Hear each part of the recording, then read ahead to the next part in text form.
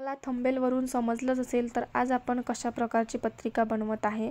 चला तर मग व्हिडिओला सुरुवात करूया. तर इथे कॅनवा ओपन केलेला आहे. कस्टम साईजमध्ये विड्थ घेतलेला आहे 569, हाईट आहे 808 आणि युनिट्स आहे पिक्स.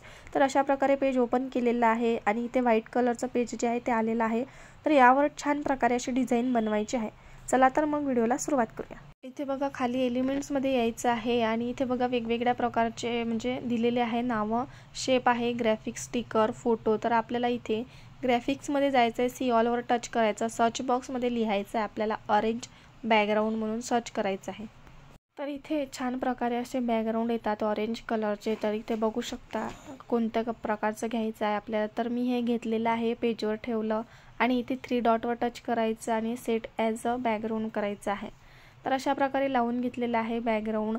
पुन्हा एलिमेंट्समध्ये जायचं आहे आणि त्या सर्च बॉक्समध्ये लिहायचं आहे सर्कल डिझाईन म्हणून. भरपूर सारे सर्कल डिझाईन येतात. तर बघा मला हा ऑरेंज कलरचा पाहिजे आणि याला मला व्यवस्थित लावायचं आहे आणि इथे याचा कलर जो आहे तो ब्लॅक करायचा आहे आणि याची ट्रान्सपरन्सी जी आहे ती 10 पर्यंत ठेवायची आहे.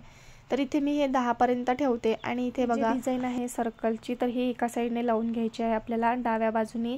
बघा आता हा जो सर्कल दिसतोय मधला हा एकदम लास्टमध्ये न्यायचा आहे म्हणजे एका साईडने लावायचा आहे. तर अशा प्रकारे मी दोन्हीही ज्या डिझाईन आहे त्या व्यवस्थित अशा लावून घेते आणि याला ग्रुप करायचा आहे म्हणजे मला अशी सेम डिझाईन खाली पण लावायची आहे दोन्ही साईडने. तर मी यासाठी ग्रुप केलेला आहे आणि याला डुप्लिकेट करते आणि खाली घेते व्यवस्थित असं. तर अशा प्रकारे मला हे दोन्ही ज्या डिझाईन आहे लावून घ्यायच्या म्हणजे मला चारही साईडने लावायचे आहे आणि एक जे डिझाईन आहे ते मला मध्ये लावायची आहे. तर मी त्यासाठी पुन्हा हा एलिमेंट्समध्ये जाऊन लावणार आहे कारण इथे मी जर हे पुन्हा डुप्लिकेट केलं आणि घेतलं तर मला पूर्ण तो ग्रुप वगैरे जो आहे तो ओपन करावा लागतो. तर मी त्यासाठी पुन्हा एलिमेंट्समध्ये जाऊन पुन्हा ते डिझाईन घेते आणि त्याचा कलर जो आहे तो ब्लॅक करते आणि त्याची ट्रान्सपरन्सी जे आहे ते 10 पर्यंत ठेवते. तर अशा प्रकारे मी हे जे डिझाईन आहे ते तयार केलेली आहे म्हणजे बॅकग्राऊंड तयार झालेलं आहे आपलं. पुन्हा एलिमेंट्समध्ये जाते आणि सर्च बॉक्समध्ये ग्राफिक्समध्येच मी तिथे लिहिते इन्व्हिटेशन शेप म्हणून आणि तिथे छान छान प्रकारचे असे शेप येतात.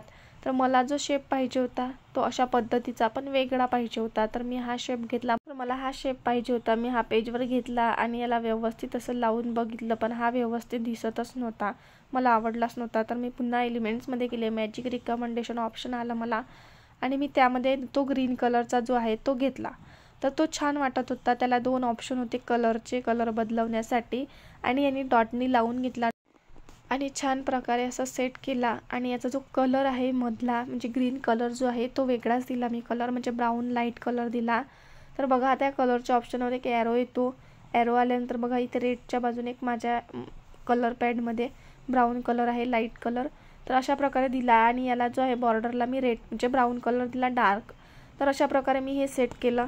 तर अशा प्रकारे हे लावून घेतलेलं आहे आणि छान प्रकारे असं आपलं पूर्ण बॅकग्राऊंड जे आहे ते तयार झालेलं आहे. तर आता पुन्हा मी इथे बॅक येते आणि मला इथे छान प्रकारे एक हे पाहिजे म्हणजे ग्राफिक्समधून मी बॅक येते आणि मला फ्रेममध्ये यायचं होतं सर्कल फ्रेम पाहिजे. तर मी सर्कल फ्रेम घेतली आणि या डिझाईनच्या मध्ये व्यवस्थित अशी लावून घेतली आणि मला यामध्ये फोटो टाकायचा होता. अपलोडमध्ये आले, अपलोडमधून मी एक फोटो घेतला खंडोबाचा आणि खंडोबाच्या फोटोला असं मी त्यामध्ये सोडून दिलं, बघू शकता इथे.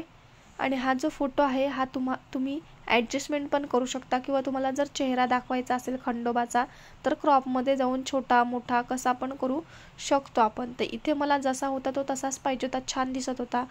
आणि यामध्ये जर आपल्याला एकाच साईडने पाहिजे तर एका साईडने पण ठेवू शकतो. तर बघू शकता इथे मी कशा प्रकारे क्रॉप ऑप्शनमध्ये आले आणि याला सेट करत आहे. तर बघा आता इथे अंडूचं पण ऑप्शन आहे 3 लाईनच्या बाजूने डाव्या साईडना. तर अशा प्रकारे इथून आपण अंडू पण करू शकतो. आणि याला मला बॉर्डर द्यायची होती. बॉर्डर द्यायसाठी मी स्टाईलमध्ये आले म्हणजे त्या सर्कलवर टच करायचं म्हणजे फ्रेमवर आणि स्टाईल ऑप्शन येतं. स्टाईलमध्ये आल्यानंतर बॉर्डरची साईज मी 2 पर्यंत ठेवलेली होती अशा प्रकारे. आणि याला पण मी जो कलर स्ट्रोक म्हणून आहे ऑप्शन म्हणजे बॉर्डरचा कलर जो आहे त्याला मी ब्राऊन असा डार्क कलर दिला म्हणजे जो शेपला दिलेला आहे तो सेम कलर मी इथे दिलेला आहे. तर अशा प्रकारे आपण हे सेट केलेलं आहे आणि मी दुसऱ्या पेजवर जे आहे सर्व माझं टेक्स्ट वगैरे जे आहे ते मी कॉपी करून ठेवलेलं होतं.